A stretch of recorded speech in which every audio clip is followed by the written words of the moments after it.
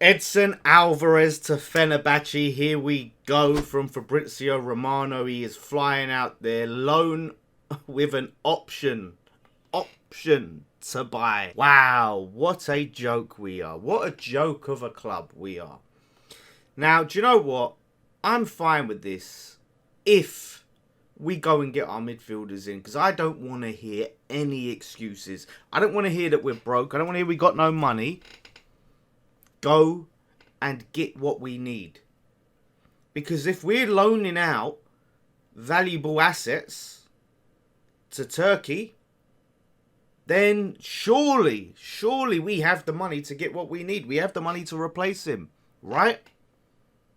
We wouldn't be in this sell to buy situation and then go out and loan players, would we? When we have to sell to buy? Surely. I see some journalists saying, well, you know, it's to free up his wages. Now he's freeing up those wages are going to help us move in the transfer market for our midfielder. So you mean to tell me that after we've freed up nearly 600 grand a week in wages, around about 30 million a year, that extra, what, around 5 million a year in Alvarez's wages cleared off, is going to help us be able to sign the midfielders we need? 5 mil a year in wages. It's the difference between that. It's between the difference between, oh, well, we can't get our targets until we can get our targets in. How does that make sense? How is it that much fine margins that we had to wait to clear Alvarez off the wage bill before we could go get our targets? Bullshit. That's what that is. It is bullshit. It's more nonsense. Obviously, there's an issue there between Potter and Alvarez that for some reason he can't resolve. And I look at Potter on that one. Supposed to be the man manager, supposed to be the psychologist. And we've just shipped off Alvarez and we've kept Rodriguez. Rodriguez is still here. The far inferior player that is starting games for us is still at West Ham after over a week ago we heard he was going to Saudi for 6.5 mil. What happened to that?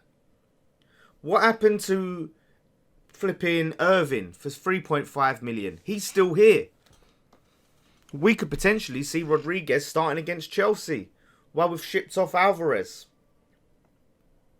It makes no sense at all. They've come out and denied reports that we've bid a further 40 million for Mateus Fernandes and said, no, we haven't got that.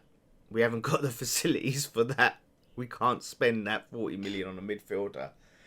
So maybe now we've saved the extra 5 mil on Alvarez's wages, we can magically find the money and go and splash it. It's an absolute joke. And like I said, no excuses. If anyone falls for any of these excuses, you're honestly, I don't want to say it, but there's something wrong with you. Because we know we're going to hear it. Oh, you know, we couldn't get any players in our price range. You know, it was really hard and we tried. And, you know, we're going to end up with Josh Brown in one of free. And we're going to leave ourselves short. They are waiting to that last week in the transfer window when all the dust has settled. All the more sort of favourable clubs have got their signings in and we get the scraps. And that's what we're waiting for, the scraps. So it's frustrating. It is a source of massive frustration. You got Sean Whetstone tweeting out polls. Which 3 midfielders would you like to see us sign? That's Sullivan. This is how we run as a club, by the way. He puts out polls through Sean Whetstone trying to see who the fans want to sign. So he can disappoint us. That's what it is. You go and put pick the 3 best midfielders on that list. And he won't get them. What's the point in these polls? 3 bids tabled yesterday have not progressed today, but all involved are working night and day to get deals over the line. Everyone at the club accepts West Ham needs to improve and they need 1 to 2 players signed before the 1 to 2 players signed before the transfer deadline. 1 to 2. Oh my God, we are in trouble. We are in trouble, mate. We could end up just signing. We've just let Alvarez go. And they're talking about 1 to 2. My God. And then he's tweeted out here, look, for those who don't know, Sean Whetstone, shout out to him, but he's a bit of a mouthpiece for Sullivan. He's put, pick any three: Mateus Fernandes, Mark Casado, Engal Al Mukau, I think that's the Lille player, Hayden Hackney, Andre Santos, Conor Gallagher, Josh Brownhill, Jonathan Rowe, and Jordan James. These are the names he's throwing out. Like, pick three. So we can't get them. We won't get them. Please pick the ones that are cheap or freebies. If you pick those, Andre Santos, I spoke to Matisse about him on my video, and it's probably not going to happen.